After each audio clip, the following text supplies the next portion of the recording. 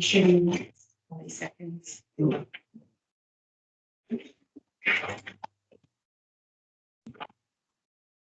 I think we're live, Councillor.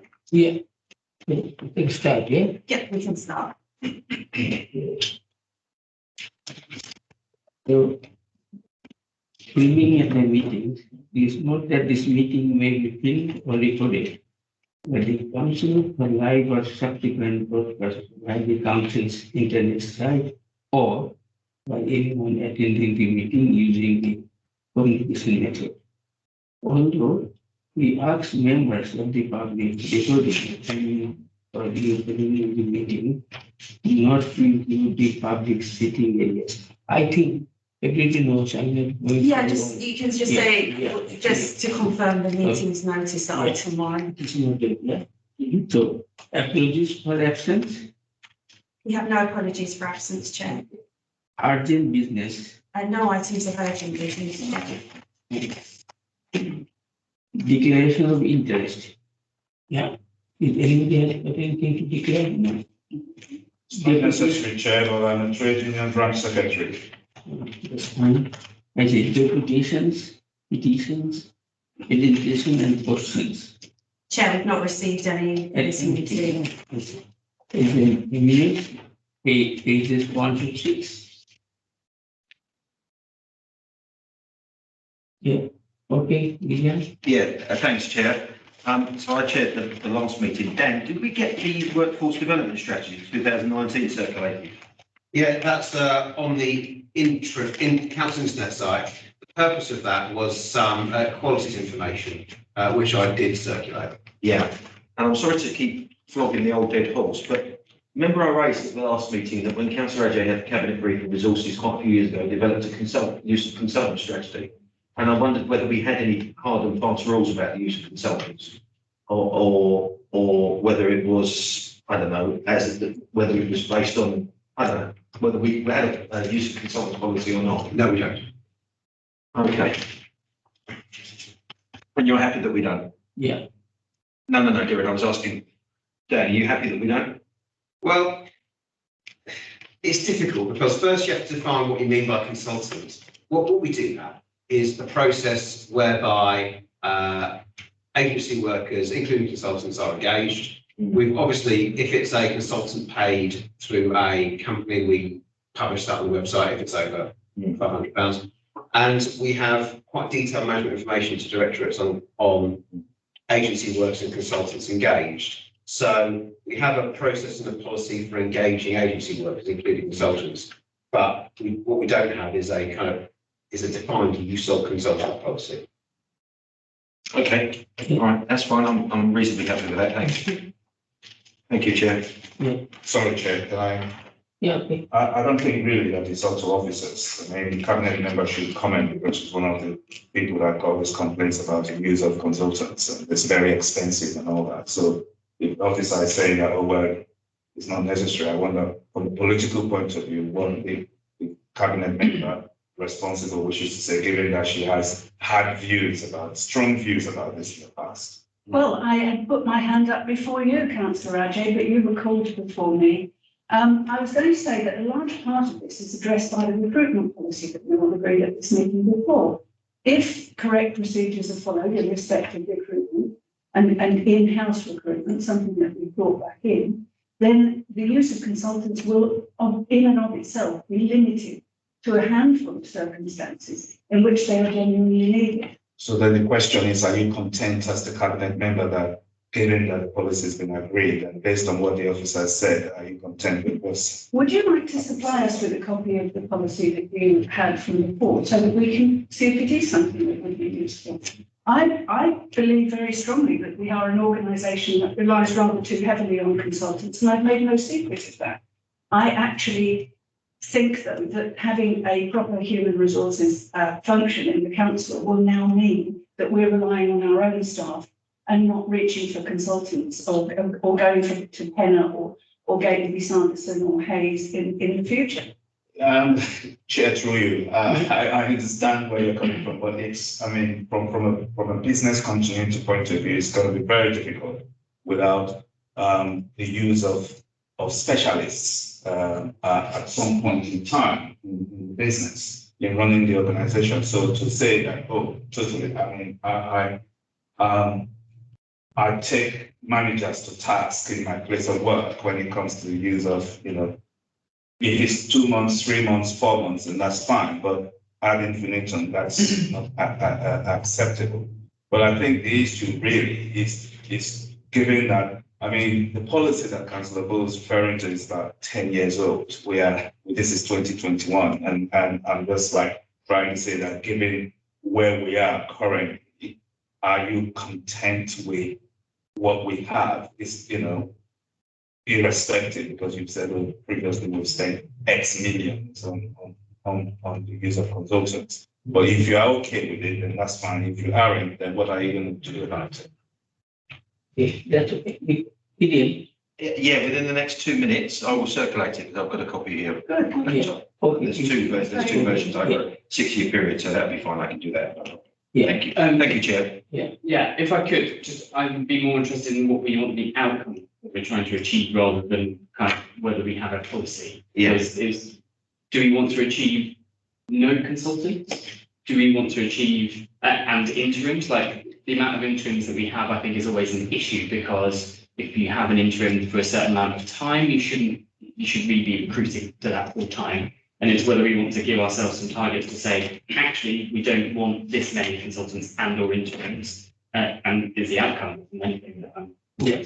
Okay, Gideon. Sorry, through you. So, Paul, what I would be interested to see in a use of consultants policy that has clear parameters on why consultants being used. That's for a specific piece of work where we haven't got the specialist knowledge in-house, and it's time managed, and it's very clear how much it's going to cost. That was, and I've just had a quick look, that's the sort of stuff that was running through the use of consultants policy. And the reason why we raised it back in, it was actually in 2008, then in 2014, was that I sat on a previous staff remuneration panel, and we had a guy that was head of, I don't have to say his name, was head of lighting, and he was a consultant. He'd been a consultant for about 3 or 4 years, costing us an absolute bloody fortune, and it just wasn't being managed. That's why we had a consultants policy, because it just seemed like we were dishing out money like a man with no arms.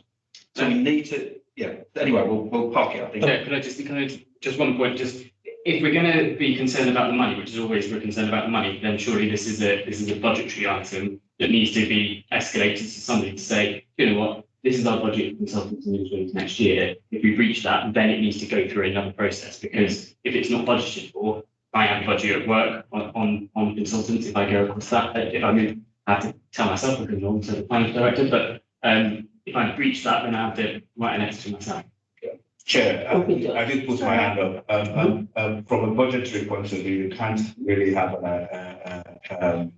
a budget for the use of consultants, not good use. If it's contained within the salaries budget, which is what officers tend to do, then that's fine. But I think it's we have to be careful when we say consultants, because you have interims that you bring in. Just sometimes they happen to be consultants. They just do a piece of work and then they go. Then you have others that you bring in which are not necessarily surplus to requirement, but they are brought in to do a piece of specialist work. And sometimes they become part of the furniture.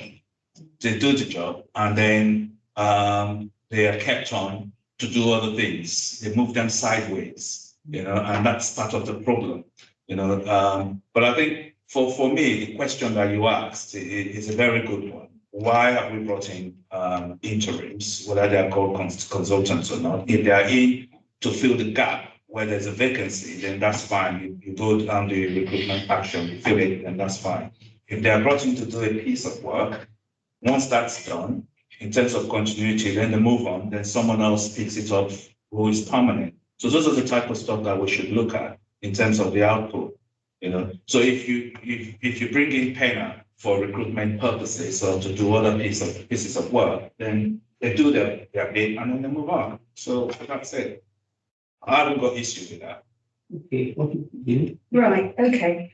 The recruitment policy at the moment says that your first port of call once a job vacancy opens up is to work out whether you actually need it, whether the job needs to be repurposed. And after that, what the recruitment policy has tried to do is to support managers in the workplace to go out and recruit their own staff, rather than relying on picking up the phone and getting somebody in quickly, which is what leads to inertia selling, and people are left with the organisation because no one's actually reevaluated their contract. And it's something I've got a real problem with. I think that anybody hiring a consultant has to make a business case for it, and because I think there is over-reliance on the use of consultants, particularly at the top of the organisation.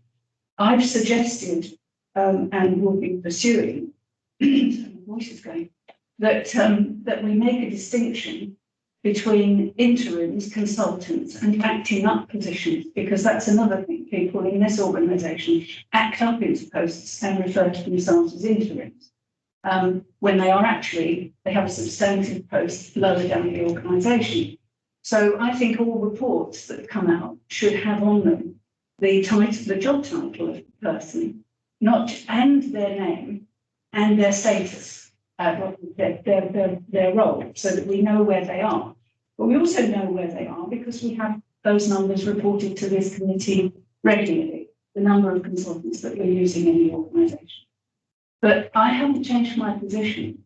I really am very concerned at the recent history of over-reliance on consultants in the organisation. And if your policy, the previous policy, is one that will work for this organisation or could be adapted to it, then we'll certainly look at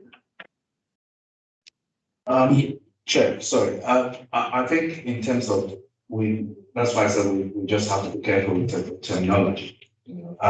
In certain situations, you have permanent staff who are interim, because that's the title that's been given them. But if as a council, you want to say permanent staff, when they are acting into a position, they should be acting director of this or acting, then that's fine.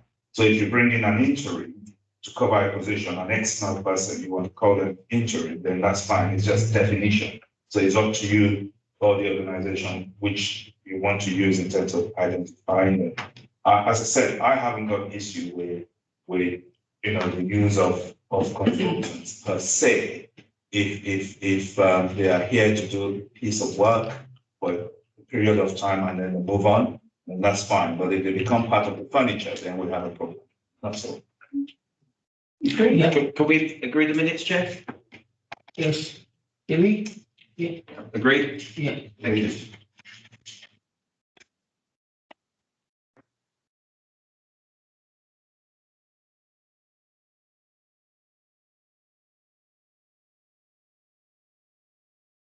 Initiate change management policy, progress report. Yeah.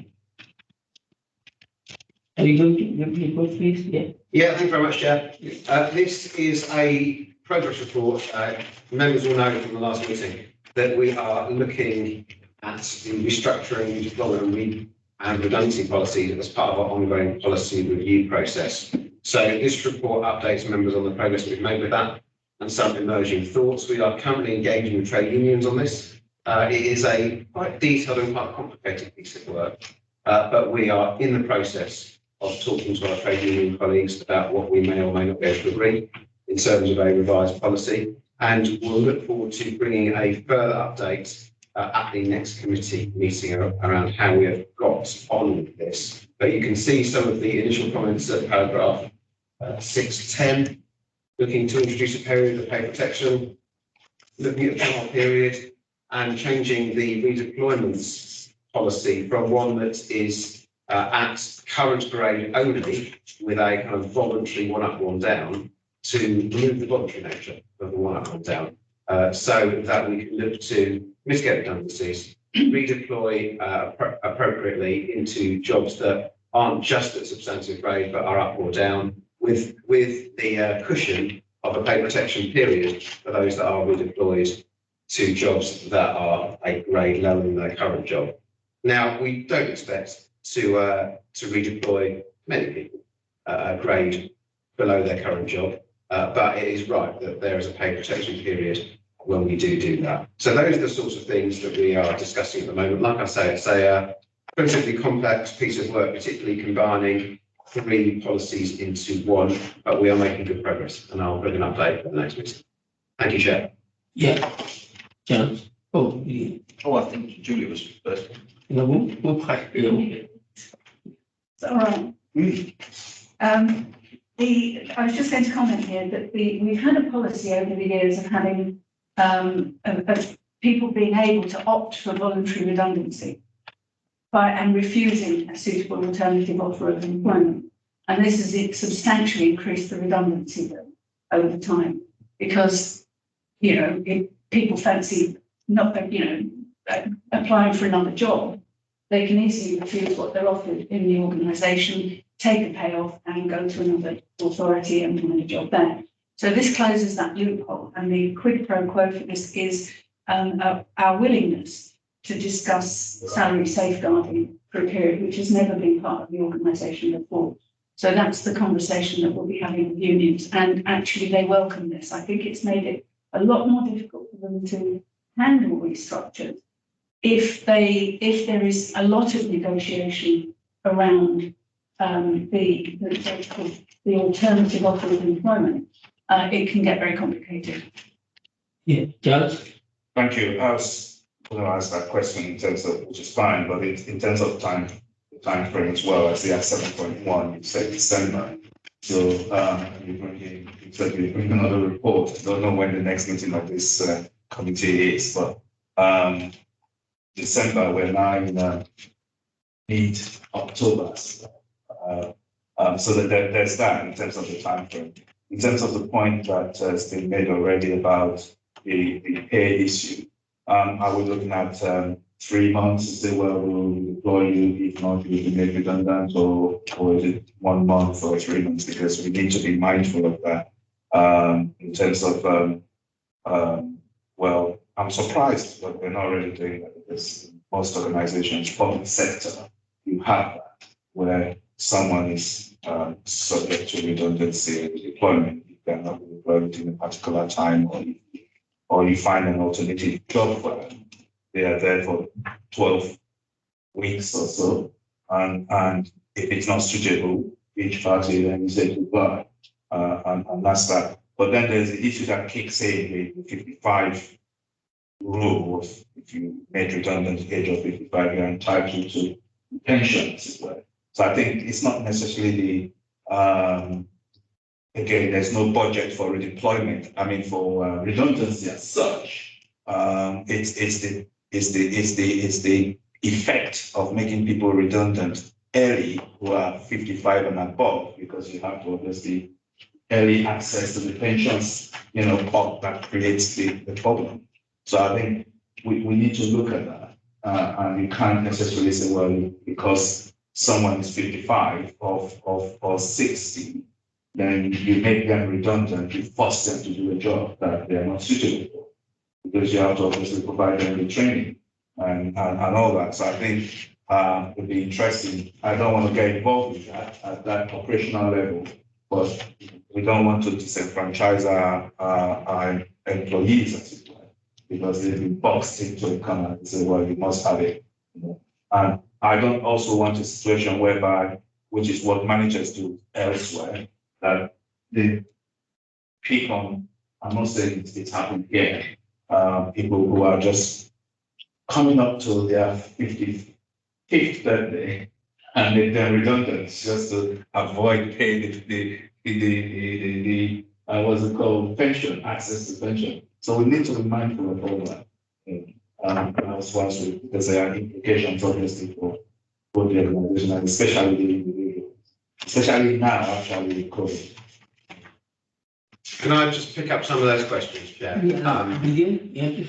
I think Dan wants to answer Charles first. Is that okay? I forget the questions, Chair, if I get too many at once. So if I could just pick up those questions. So the answer to the timing question, yes, which is why 7.1, as worst as it is, aim to bring it up in December. It is a challenge in terms of timescale, and we're in negotiation with trade unions, which I don't want to cut short.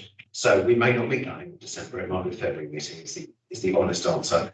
But I will bring an update to the next meeting on how it's going. If I can't bring a policy, there'll be an update. In terms of the discussion, I think there might be some confusion around pay protection and redeployment. So The pay protection period is if we redeploy an employee into a lower graded job, their earnings are protected for 12 months.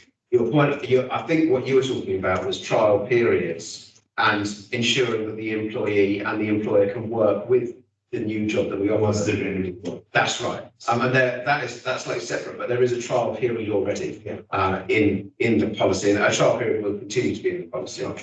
Your point about redundancy and pension entitlements, absolutely understand that is an issue, and of course, employees who are made redundant are entitled to early release of pension with the associated strain on the fund payment from age 55. I don't think we have an issue with employees being made redundant just before 55 to avoid that.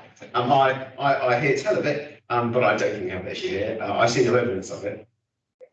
And there was one more point I was going to make, which was, I have forgotten. I hope that's answered. That's okay for my. If I can just come back on that, we have to discuss how this organisation manages restructures. And if there are expensive redundancies that flow from the restructure, it might be that the restructure has to wait. Some redundancies are unaffordable, and the individuals occupying posts and their salaries, if there's no good reason to restructure, then it's possible to put a restructure on pause and keep the person. There is no, we're an organisation that wants to employ people, not to pay people to go. So there has to be a proper business case. So if, for example, the team was shrinking and one person was, and there was voluntary redundancy offered, the two people might apply for voluntary redundancy, and only one of them's over 55 and would get pension access, and the other one might be 30 and wants to go travelling, and you'd give the redundancy to the 30-year-old. I think that's all part of the business case. But people designing restructures can't operate with a blank sheet of paper. They have to operate with the people that they've got and where they want to get to with the new structure.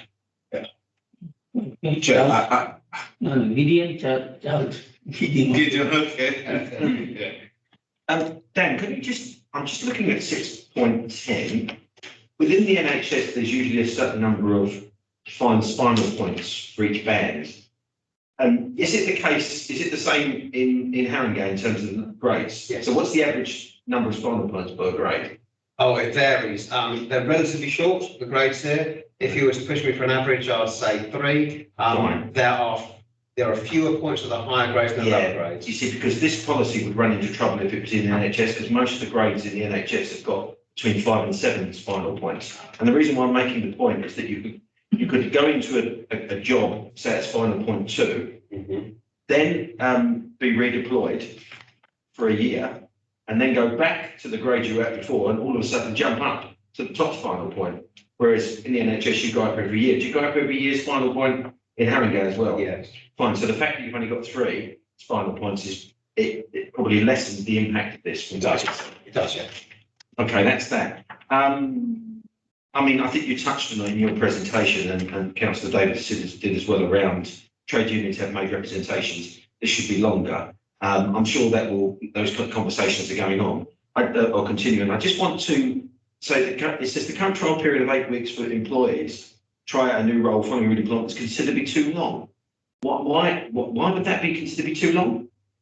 Well, 8 weeks is a long time to try out a job. I have to say that since this report was written, we've had further conversation with trade unions about that. So we might be sticking at the 8 weeks. That's all part of the negotiations. And one other thing. So the second sentence down, redeployment, I don't have to read it out, do I? It says about to be voluntary. Yeah. So therefore, if it ceases to be voluntary, therefore it must be mandatory. Is that what we're saying? It can be mandatory, yes. What I'm saying is, this links to the point about reducing redundancies. So at the moment, redeployment is only mandatory and only in suitable jobs. I mean, we wouldn't ask someone to do a job at the same grade that's a completely different job, completely unsuitable. No. So this is suitable jobs. It's only mandatory at the same grade.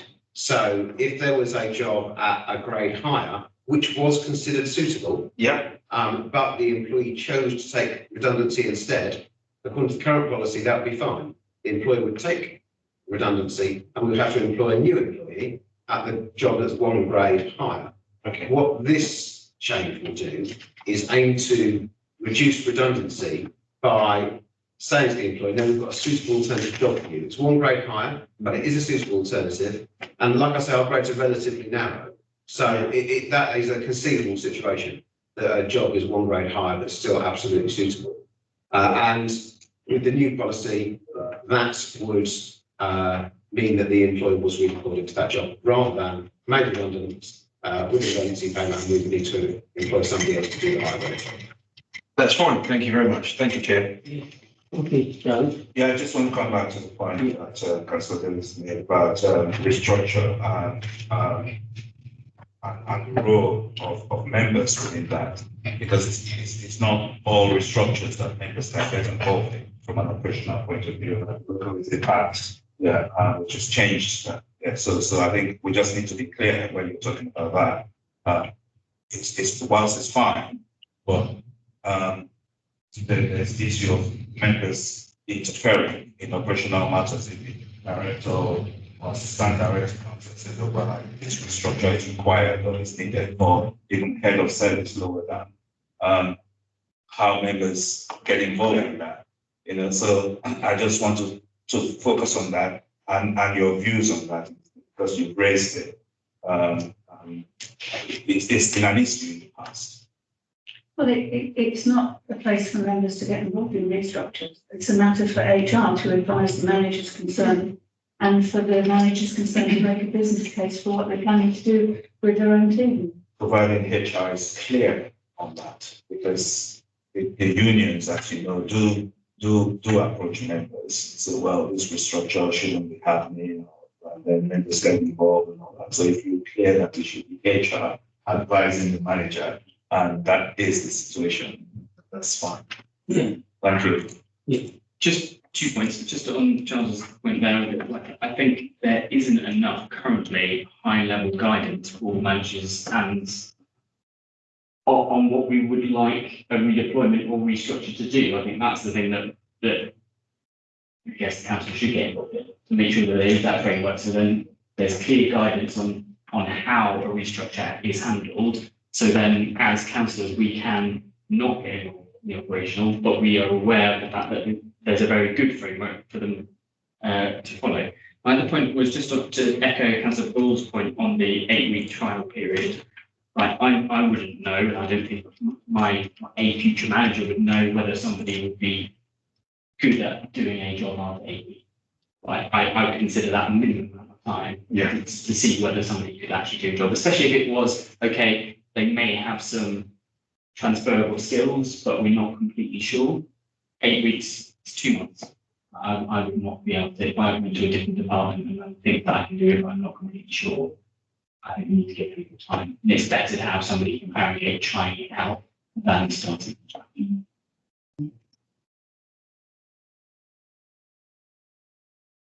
Yeah. I'm sure the cabinet member will follow up on that. Yeah.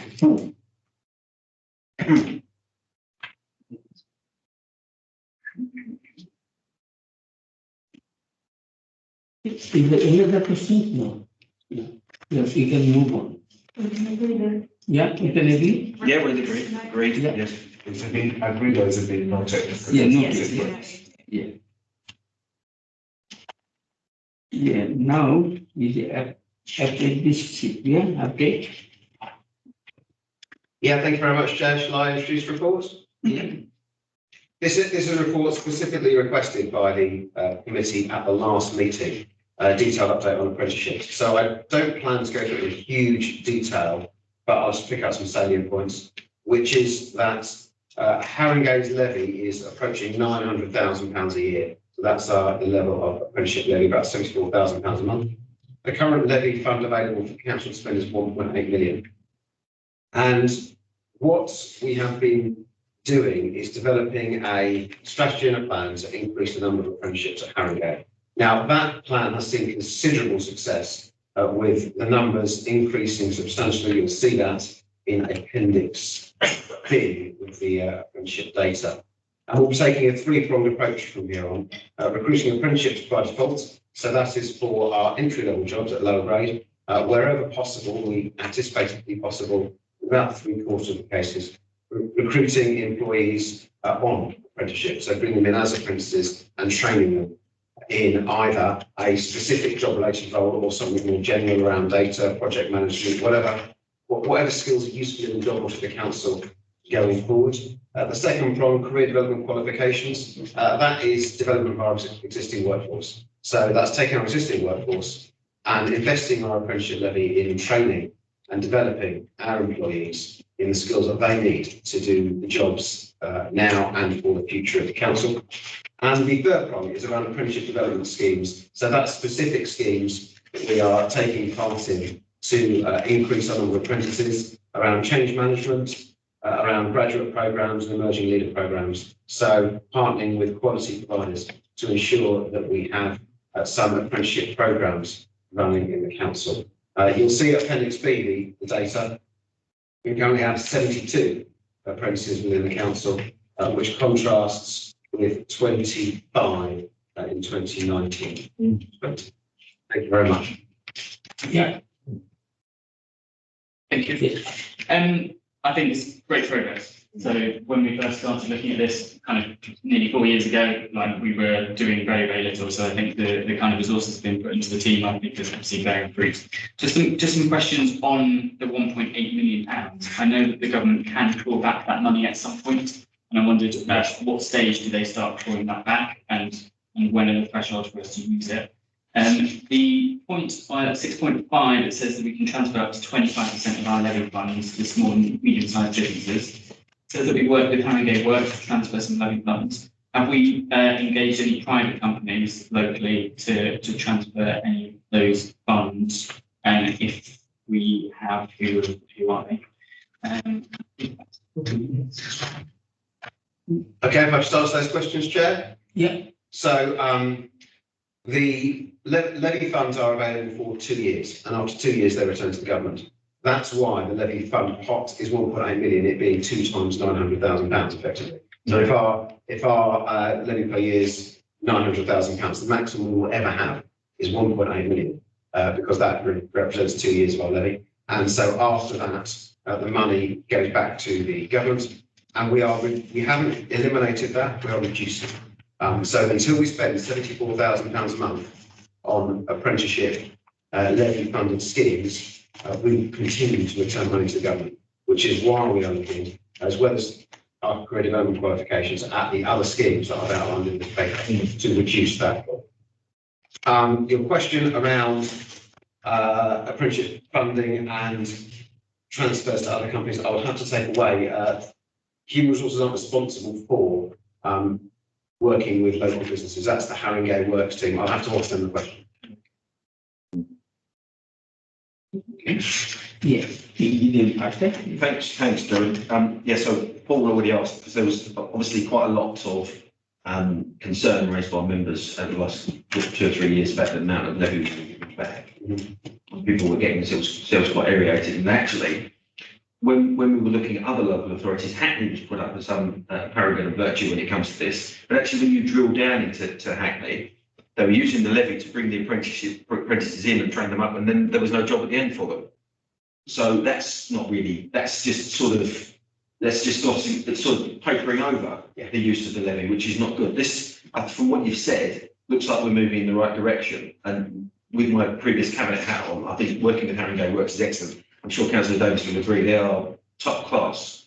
Sharon, who leads that team, is top class, and they've got their finger on the right buttons locally in terms of working with some of the businesses that Paul was trying to tease out from here as well. So I think that'd be a good step in the right direction.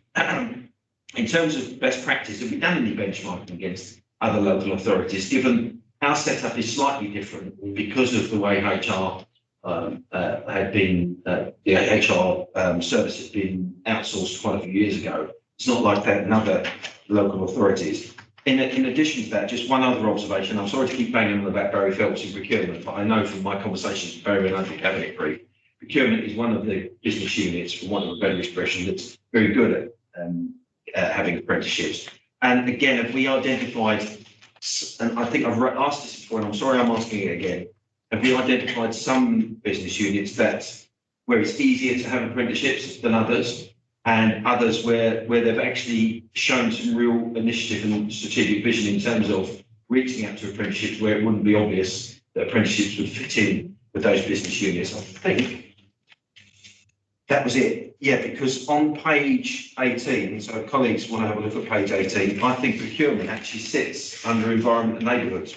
Yeah, because Steve McDonald is a line manager at the very built, which is a bit of a nonsense. There's probably, well, I don't know where that 16 is, but anyway, that's just some quick questions from me. Thanks, Chair. Okay.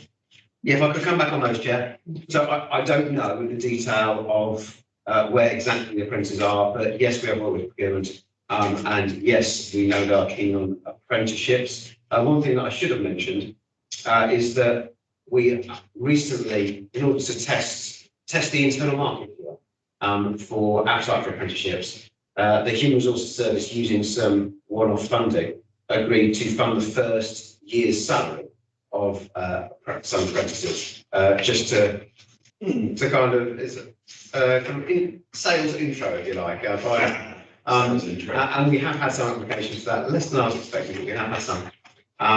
Less fewer than I was expecting, but we have had some. And you can see the range of qualifications in Appendix B, primarily around digital data and project management at the moment, which again correlates with customers transformation resources having the most apprenticeships. We do have some substantial programs running. We plan to run more because they're quite popular. And I quite agree with your point about bringing in apprentices and ensuring they have a job at the end of it, which is why the route we're proposing isn't to create apprentice jobs. It's to bring in jobs that are jobs at scales 1 to 6 on apprenticeships to start with. So they're not jobs created especially for apprentices that we need to then transition into employment afterwards. They are substantive jobs on the establishment that we bring apprentices into, and at the end of their apprenticeship, they have that job. That is still their job. They're not brought in as a apprentice and then we run off and do it. Yeah. So that is why we've taken that approach.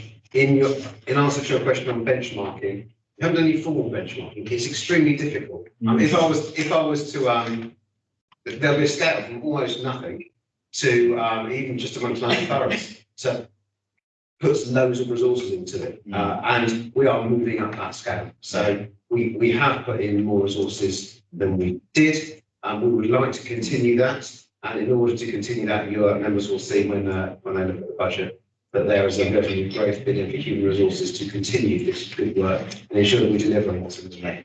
If I could be helpful, I don't know, Julie, whether you sit on the Central London Board that John Biggs chairs. That's the place where I would raise this about apprenticeships. Get a report there and what other local authorities do, and see if we can learn anything from them. Thank you. Yeah. Haringey's been noticed as an area of extremely high unemployment and need across London, and it's urgent that we do something about this. These statistics are really pleasing, especially, I think, having people in work who currently work for us signed up to apprenticeship scheme, because that is demonstrates an ongoing commitment to our own workforce and demonstrates that we're a good employer. So the energy that's gone into this is tremendous, and I agree. I think Haringey Works is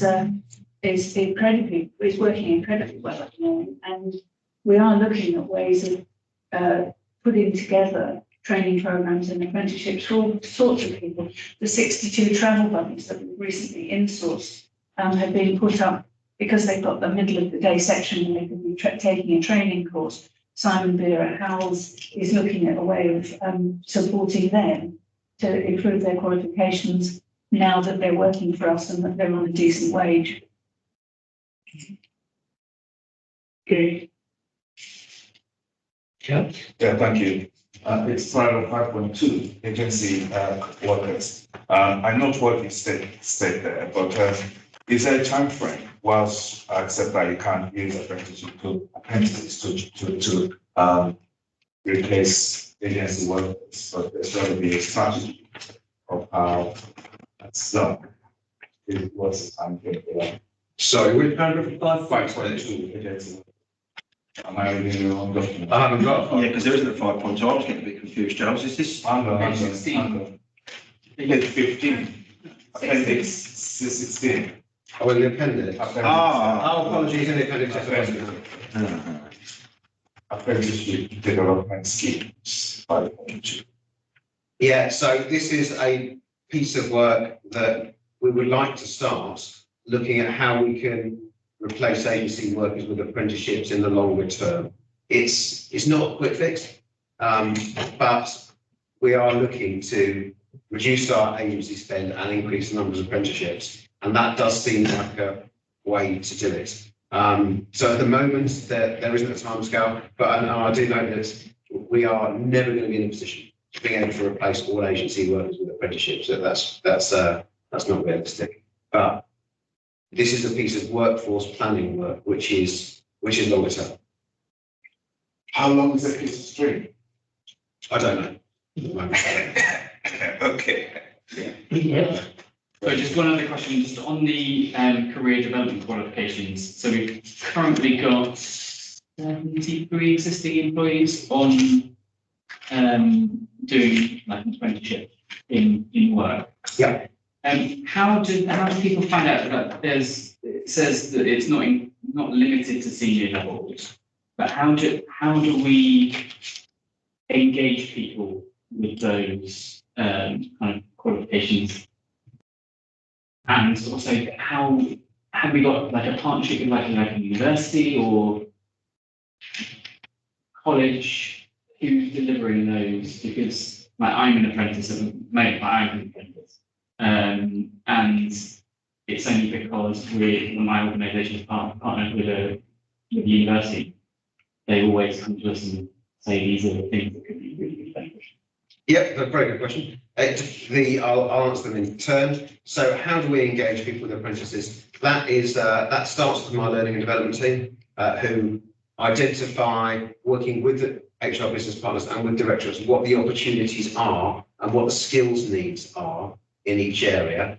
And as part of that, I'll give you an example. We worked with the IT team and the corporate policy team and identified a need in those areas and across the organisation around project management and data. So we went through a procurement process to procure a provider. It's Multiverse to deliver apprenticeships around project management and data. And that is the provider we've used for that particular apprenticeship. There are different providers for different apprenticeships because there is one size does not fit all. You know, some providers do better at some than others. So we do have quite a number of different providers. And they are the people that do the qualifications. You have to be accredited in order to deliver apprenticeship training. So we have a number of different providers for each type of apprenticeship, but we work with whoever is best to deliver that particular apprenticeship, and that's done through a process with procurement. Chair, if I could just on it's quite a specific thing, but let's say, for example, the finance team, you've got quite a few accountants in terms of doing their qualifications as they go through in different.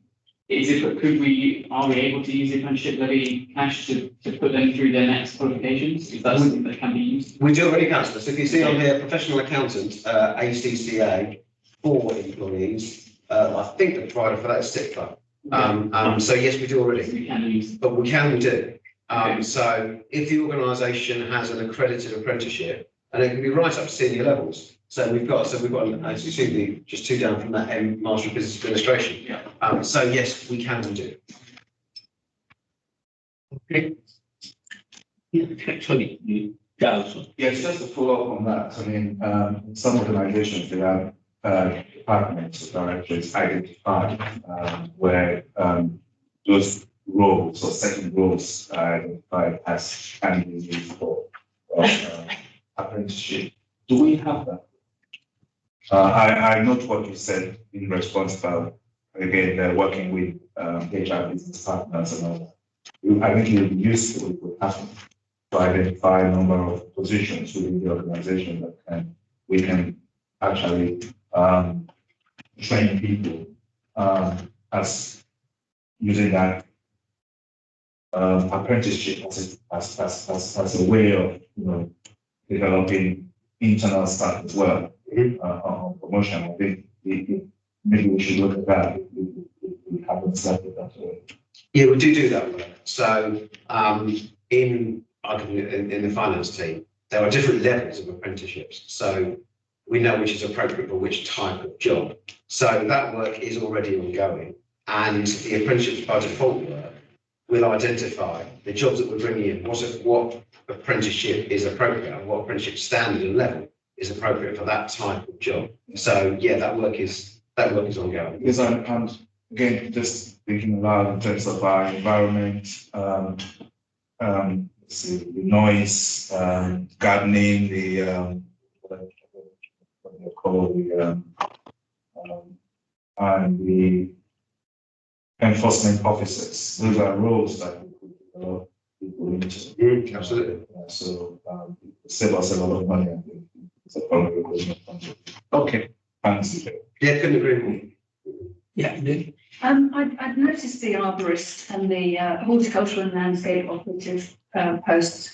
And I wondered if you knew that the House has been successful in bidding for European Social Fund funding of 100,000, which they were going to put into apprenticeships for it's some kind of programme that's delivered by the Workers' Education Association and Capitol Manor.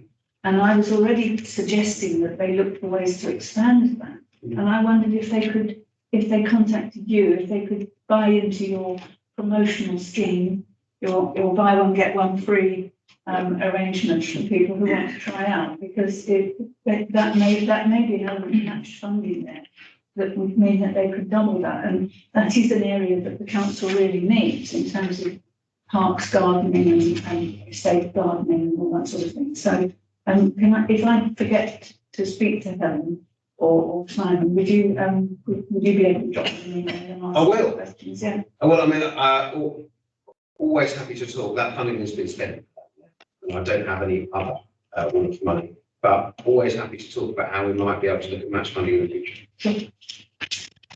So just one last thing for me, if that's okay. I have a slight problem with saying that we would identify appropriate apprenticeships for a specific role, in that you wouldn't be able to do anything else. Because why shouldn't somebody in the parks department do an MBA?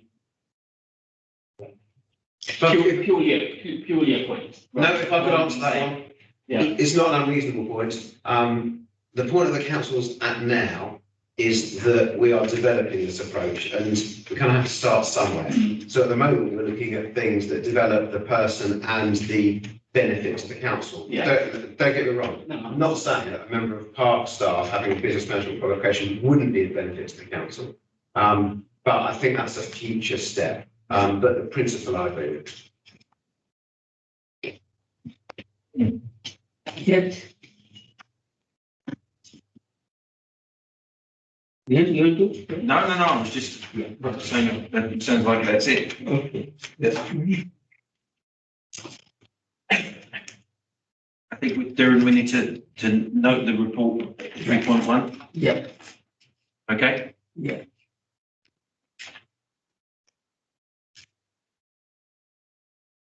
So that's all 90. Yeah, yeah, okay. Yeah, thank you. Thank you. Yeah.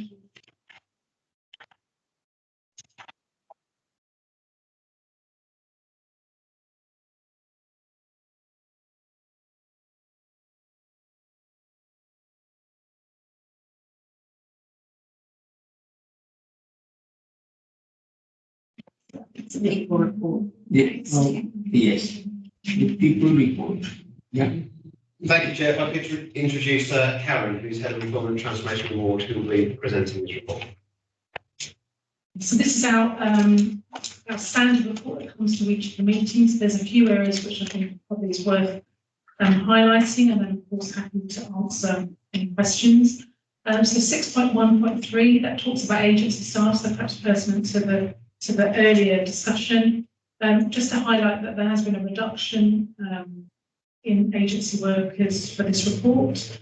primarily because of we had a lot of agency workers on our testing sites, and we reviewed the testing operation and moved to more of an outreach model. So that has seen an impact in the agency staff. So that's sort of the implications behind that. But also just to note, we've got some new starters and leavers in the agency. So again, agency staff should be there to fill a short-term gap, so to show that there's some movement in those statistics as well. And also just to note on that point on consultants in the Appendix A, we have got our numbers of consultants there, which are showing the salary. So fairly low number. And also just to note, for Naomi's information, we've had a new system that went live for monitoring all agency and consultants, which has sort of been in place since July. So that will also help us with our management information and our monitoring and time of appointment. So I think that will help us in some of the points also that members raised earlier. So just really to point that out. 6.1.5, just to note about sickness and also to note about COVID sickness, which obviously remains something that we're monitoring closely.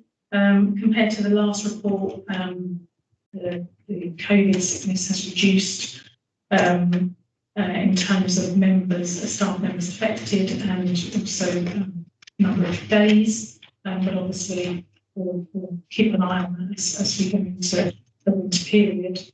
And then the last point I was just going to draw to attention was obviously 6.1.6. So there was a request at the last committee to add apprentice information to this report. We've obviously just had a discussion around the apprentices.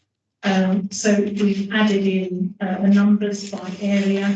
It's something that could not be brought to this committee on a regular basis, but obviously able to develop that further if there's more information based on the previous discussion.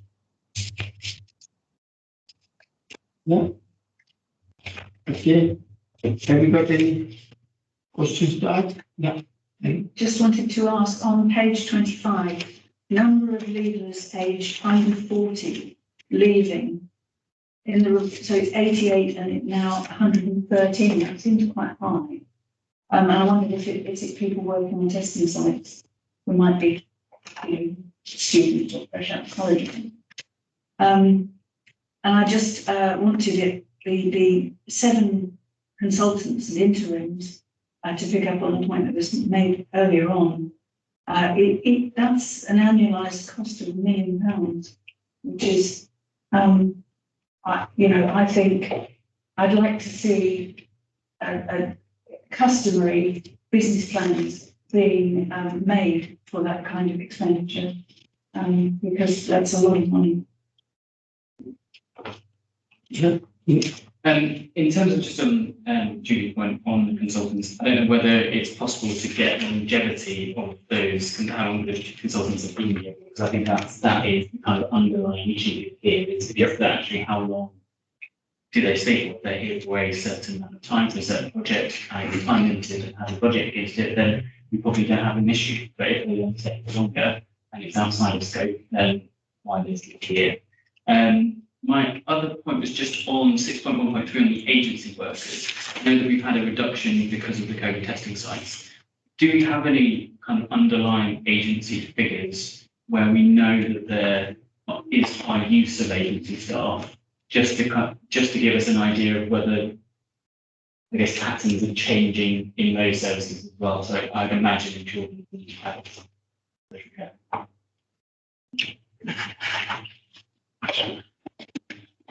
Chair, should I just respond to some of those points? I think the under 40 question is interesting. Some of those, this wouldn't necessarily show up any agency staff who are under 40, so this is a newer establishment. So we predominantly had agency staff more than so we necessarily in those figures. I am doing a separate piece of work with the Young People's Network and some of these statistics, so it might be something we're getting more detail. It is something that we're looking at.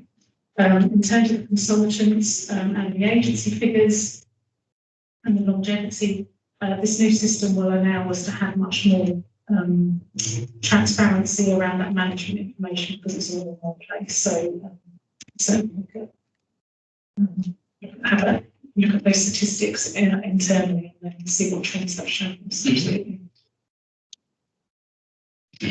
Any other question? Anybody? No? Okay, then we can note the report. Great, thank you. Yeah. Well, false employee, yeah. All, Yeah, thank you very much, Chair. So this is more of a presentation. I'm here on behalf of the Director, who unfortunately can't make it this evening. So I don't intend to run through the slides in slavish detail, but I will just point out a few salient, are salient as we go along. So over the summer, we ran a staff pulse survey. That's really to gauge how employees are feeling. There was a significant focus on wellbeing in this particular survey. We asked some questions that were the same to previous surveys and some that were different because the issues we felt needed exploring. So we had almost 900 responses, which is a statistically very significant sample of around 45%. What we found was that in terms of wellbeing, which I think was a critical focus for this survey, 40% of respondents said their wellbeing had improved and 21 had said it had dropped. So whilst we were pleased that wellbeing is improved, obviously it is a concern that 21% of our employees are reporting a decrease in wellbeing. The next slide covers this in slightly more detail around people who said they were feeling good and positive remain the same. People who said they had mixed feelings rose significantly, but that was at the expense, positively, of people that said they were concerned or very worried. So people are moving from concerned and very worried to mixed feelings. Given the timing of this survey, I think having mixed feelings would be entirely simple because things were very mixed and things were quite uncertain. So I'm not surprised at all about that. You can see we've done some further segmentation around staff with disabilities because we consider that to be important. And we find that staff with disabilities are considerably less likely to feel good and considerably more likely to feel bad about the situation. And more work is being done with the network groups to understand those issues a bit better. We asked about where people got support, and it is very positive that a lot of people, unsurprisingly, get support talking to families and friends, but we're also very encouraged with a number of people who are happy to talk to their colleagues or their manager about the issues. Not many people have used the corporate resources that we provide around the Employee Assistance Programme, mental health first aiders. Now, you can say that's bad because people haven't used them. You can say that's good because people may not have felt they had to use them because they could already talk to their employees and their managers and their friends and family, which is obviously the best source of support. But again, we're exploring that slightly further to see if there's something else we need to do around promoting our corporate resources, recognising that it's not necessarily a bad thing that people are using other avenues. And we talked about connection with work, and people felt that they were connected with their immediate work team, perhaps less connected with other teams across the organisation. Again, that wasn't a big surprise, but since then, you may have seen the organisation sending out a lot of communications around connecting back physically with work. There's been some work done property-wise on Alex House 1 and 4 to ensure that teams can come together and collaborate. And I know that an awful lot of work has been done to ensure those collaboration spaces are well known and well used, as well as the team day spaces in which we're sitting in one now. These are difficult to get hold of, believe me, I know, I've tried several times. So these team day spaces are well used by teams wanting to reconnect with each other in a physical place. And we know that for some types of work, sitting around a table together is a really good way to get work done. So as well as doing productive work at home, it is very positive that employees are starting to come back and reconnecting with a purpose in the office. We asked people what they wanted for the future, and the vast majority said they wanted a mixture, work-life balance. Some work at home, some work in the office. Very few people said they wanted to be entirely at home, and very few said they wanted to be entirely in the office. Again, not surprised, but that was really good to see. We asked about vaccination status. We made it very clear that people didn't have to tell us their vaccination status, but we wanted to know from those that would tell us, because it helps with future planning. And we were encouraged that 77% of our staff said they'd had both vaccinations, with others saying they'd had one vaccination, and 12% quite reasonably not wanting to tell us what their vaccination status was. But 70% of our employees have had both vaccinations. And we wondered about what people's main concerns were. There were concerns around use of public transport, and that was, apart from kind of general worry about getting infected, that was the most given answer when asked what the issues would come back into the office were.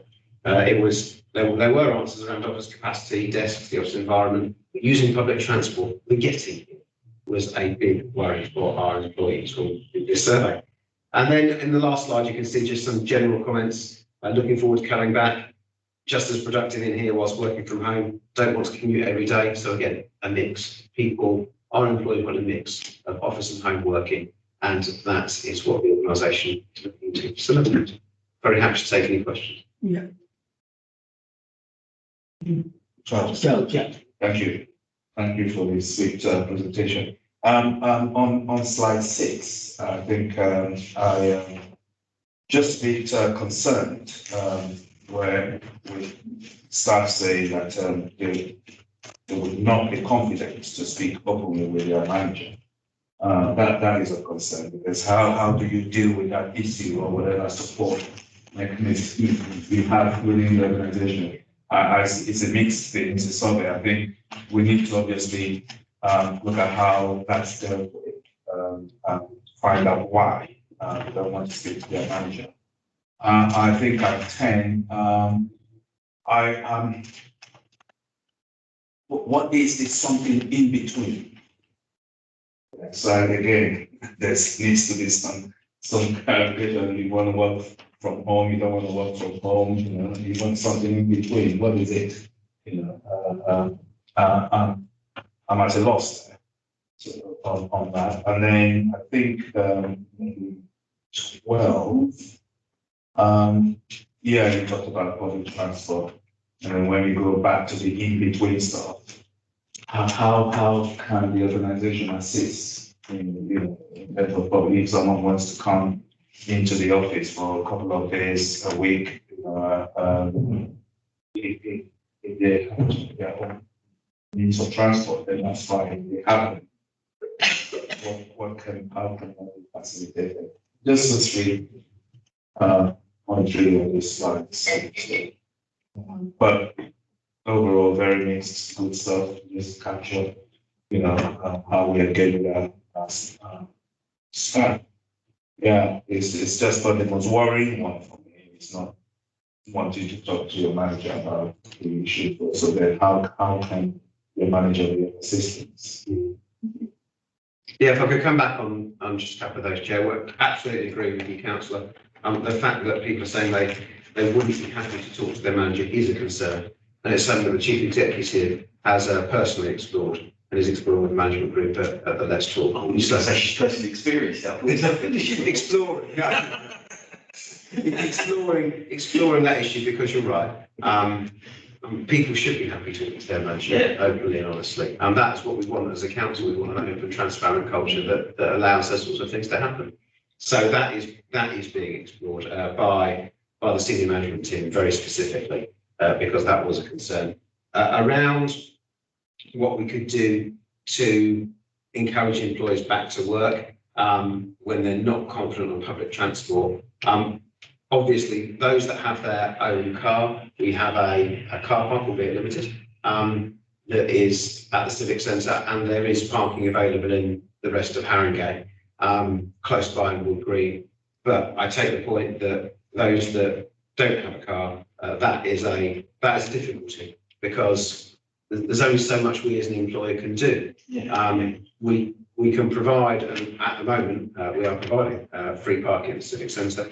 There are, like I say, paid for options in Haringey, but we can't provide taxi for everybody to get to work, for example. I don't really have a more comprehensive answer than that one, I'm afraid. But I agree with you. So just a few observations rather than questions and some suggestions as well. So just picking up on that first point, what we're doing within the NHS is giving people, when they do want to come into the office, flexible working. So we do have some colleagues that are based right the way down in South East London that are coming in. So one of our team comes from Thamesmead. So she will come in out of rush hour times, and that will then mitigate the issue about people not feeling comfortable coming on public transport. So they don't come on when it's packed with people. Is that something you should look at in terms of flexible working? I said when I go in on a Thursday, I start at 7 o'clock at the absolute latest. I'm an early bird anyway. I get around, get away by about 3:30, 4 o'clock. So that's something worth looking at. I think in general terms, when you're talking to officers or colleagues about coming into the office, it needs to be, and this is something we've really drilled down to within the finance department that I work in, is you're coming into the office. Okay, so what are you going to be doing in the office that's different than when you're going to be working from home? Otherwise, it just looks like you're having bloody Teams meetings from the office, and that in itself is a nightmare if you've got lots of people around you. So in my diary on a Thursday, it's my one-to-one with my line manager. It's team catch-ups. It's that sort of stuff that you wouldn't that you do as a team. Okay, so that's another thing I think you should look at. I mean, don't get too beaten up about surveys. There's death by survey in the NHS. They seem to be piling them out all the time. You get chasing emails. Have you completed the survey? So I think it's really important that we survey and engage with our staff. And you probably can over-survey staff a little bit, but in this particular situation, I don't think that's an issue. In addition, like I said, I think conversations with staff about what their concerns are, and we have these mental awareness training sessions at work, online seminars and all manners of what have you, giving people the opportunity to speak their mind and raise any concerns they've got. I mean, I don't have any problem about talking to my manager. I probably talk too much to my manager if he was to be honest, but I think it's really important that we create that environment where staff feel comfortable they can speak freely. And like I said, the most important thing is if people are coming to the office, what is it they're coming into the office to do that they can't do from home? So I like the hybrid mix, probably 1 day out of 5. It works for me. So just some observations if that's helpful, Darren. Thank you. Okay, Judy? I was just going to say I was very encouraged by the overarching wellbeing strategy that the organisation has. There's some work being done to set some new targets and updated a bit, but it was externally accredited through the GLA, and it was given and rigorously accredited. And Andrew Meek was very proud of the fact that they've been told it was excellent. And at pains to say that this wasn't an accolade that was given lightly. So I think that's encouraging too in terms of being a good employer and looking after the workforce. Yeah. Just a few things for me. And these are big questions, I know, and it's really hard, and nobody really knows what's going to be happening, but I need to ask them. One is more on a kind of a personal level. If I was a member of staff in terms of communication, and just knowing what my work life is going to be in 6, 12 months' time, and whether there is any direction to say, actually, we are working towards this, and this is the ultimate goal of what my department or my team is going to do. The second thing is more on kind of a management point, is that we obviously survey the staff, but the outcomes that the management are seeing, have we surveyed whether they're seeing actually our service is providing the same level of service that we currently, if we thought that they should do or did before. And then the third thing is probably the biggest one, which is the culture of the organisation. It is paramount for me in terms of trying to create a culture that is collaborative, and you do know something about another department and how it interacts with your service. And that's one of the biggest things that organisations now need to understand, how they're going to deal with that challenge when you do have hybrid working and there's some people not in the office at the same time as you. Just those interactions that you can't recreate on Teams, and having people that you don't normally come across on because they're not part of the team. Yeah, and that's what I found. It's great. It's really hard. So you have to kind of, how can you do that? And the collaboration rooms and etc. is a good idea. It's something that I don't think any organisation at this kind of scale could really grasp yet. many, many months. But the culture is a huge thing that needs to be looked at. Being in the office meant I could pounce on IT a lot quicker than I would on the phone, which was handy as well. So, yeah, but I think the point that Paul made about actually catching up with staff that you wouldn't sort of, they're not part of your team. I was having a right opportunity on Thursday. It was great. It was nice to catch up with people. And that's all part of mental well-being. We shouldn't underestimate that. Thank you. Cheers. No, I'll just come back on a couple of those, Chair. Just to Councillor Dunstall, these are big questions, so I can't provide you with concrete answers. But rest assured, these are the things the organisation is thinking about. So the purpose of the collaboration spaces is to start getting that culture of water cooler conversations is what you tend to call them. So people bumping into each other. Yeah. And so that helps with that process, particularly in a time where we don't have, through Harrogate specific circumstances, don't have the office accommodation to come back to that we left. So those things are happening. The new designs for Alexandra House allow for much more collaboration. So the interim time before we are hopefully subject to member approval, being in the civic centre, there will be a redesign of Alex House so that those things can happen much more readily. And the offices are designed for collaboration and for bumping into people and to allow a hybrid way of working, which doesn't involve people coming in, to Councillor Bull's point, just simply sitting on their Teams meetings all day. They could have been doing it at home. Yeah. So attendance for a purpose, coming in to collaborate with others, whether it be in your team or across the team, I think it is definitely part of the strategy. The purpose of the team days that managers have organised is to talk about, and we're very clear, is to talk about how well we organised in the future, not just at a council level, which is being, of course, being talked about, but at a team level. What we need to find a balance between what works for individuals, what works for residents, and what works for the organisation. And those team days are about finding that balance at a team level, not just an organisational level, because there needs to be some top down here from the organisation, but also needs to be bottom up. This is how services need to be delivered in future, through the eyes of the people delivering the services.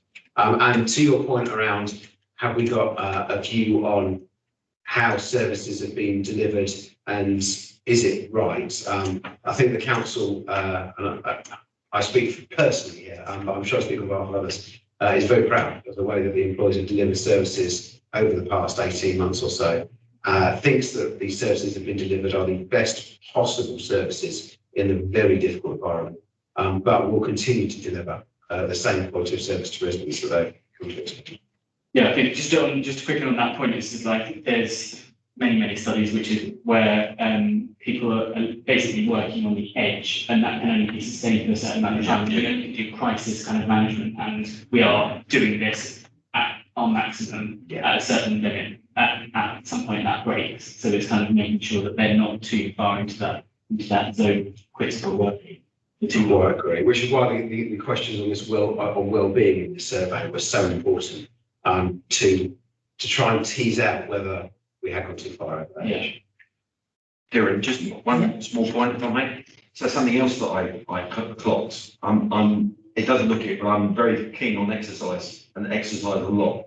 And last time I went to see my consultant in hospital, I said, why is my weight is not going down as quickly as I wanted to. Actually, I'm building more muscle than I'm losing fat. And he said, actually, one of the things is when you're in the office, you get up and walk about a lot more, whereas I get glued to the screen. And you tell yourself every lunchtime, get out on the bike. I bought a bike at March last year. It was great.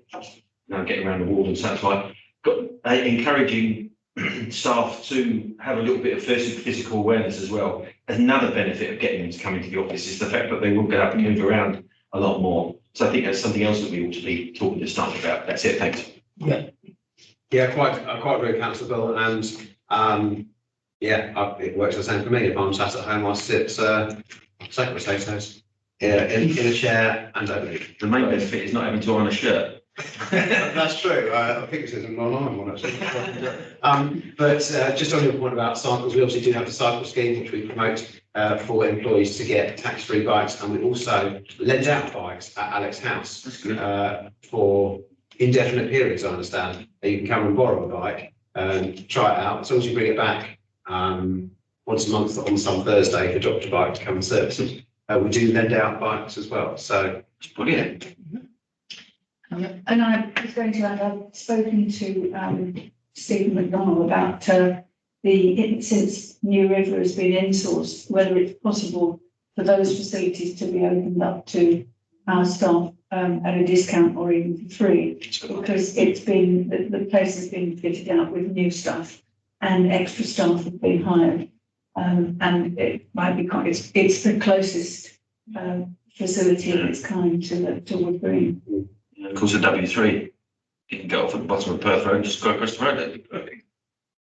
Yeah, Just give you some comfort, Councillor Bill, muscles heavier than fat. Yeah, I know that. Just. Have you spoken to the cabinet member about the freebie aspect of it? I've got the officers investigating whether it's feasible. Very diplomatic. Freebie discount, most probably. Yeah. It's in the production stage. Good idea. so that's okay, you note the report? Yeah. Yes. Presentation, thank you. Thank you. Yeah. That's it, Kieran, isn't it? Yeah, this is. I wasn't expecting it to be this long, Chair. It's Councillor who has been